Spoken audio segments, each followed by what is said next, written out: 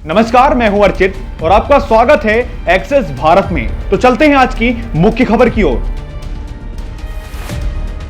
कानपुर में मशहूर जादूगर ओपी शर्मा का शनिवार देर रात निधन हो गया। वो कोरोना संक्रमित थे, लंबे समय से बीमार भी थे।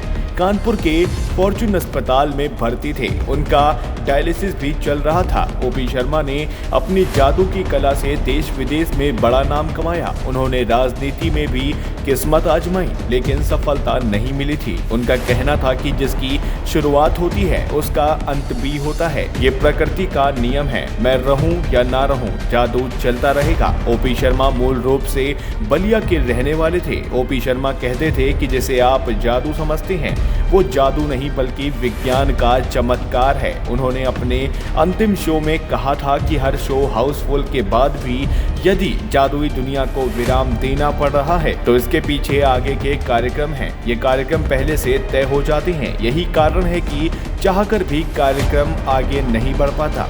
उनका कहना था कि जिसकी शुरुआत होती है उसका अंत भी निश्चित है। ये प्राकृतिक का नियम है, मैं रहूं या ना रहूं, जादू चलता रहेगा। केवल ये जानकारी लगने पर कि जादूगर शर्मा का शो अंतिम दौर पर है, दर्शक बेचैन हो उठे।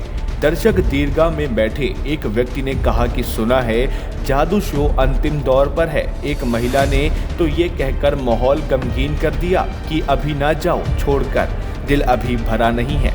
जादूगर शर्मा कहते थे कि ये कला देश की प्राचीनतम है और इसका जन्म भारत में हुआ है। ये पूरे विश्व में फैली हुई है।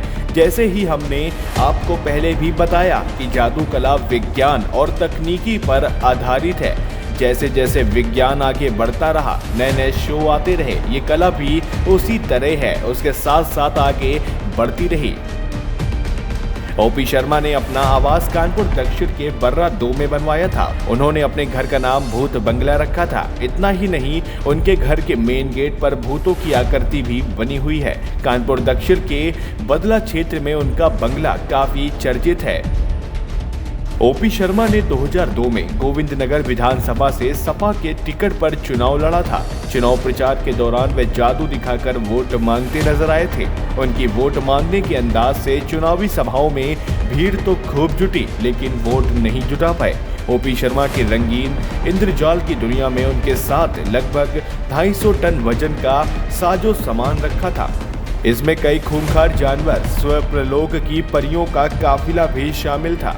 करीब 200 लोगों की टीम में 2 दर्जन महिला कलाकारों के साथ लगभग 50 उनके स्टेज के सहयोगी कलाकार भी शामिल रहते थे। ओपी शर्मा के निधन की सूचना पाते ही शहर में शोक की लहर उठी।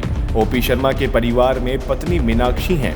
उनके बड़े बेटे प्रेम प्रकाश शर्मा दिल्ली दूरदर्शन में काम करते हैं। वहीं मंझले बेटे सत्य प्रकाश शर्मा ने खुद को ओपी शर्मा जूनियर के रूप में स्थापित किया है। तीसरा बेटा पंकज प्रकाश शर्मा प्रिंटिंग प्रेस में काम करता है।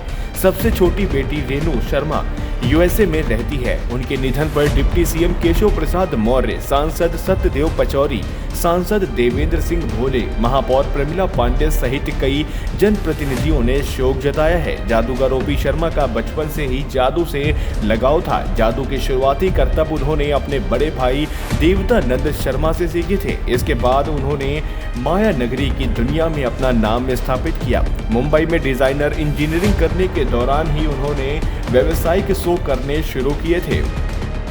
वहीं फिल्मी दुनिया से मंच, साज सज्जा, मेकअप, लाइटिंग, साउंड का बारीकी से अध्ययन करने के बाद जादू शो में समावेश कर जादू की कला को आगे बढ़ाया। परिजनों के मुताबिक ओपी शर्मा देश विदेश में करीब 40,000 शो कर चुके हैं। उनका पहला व्यावसायिक शो मुंबई में किया था।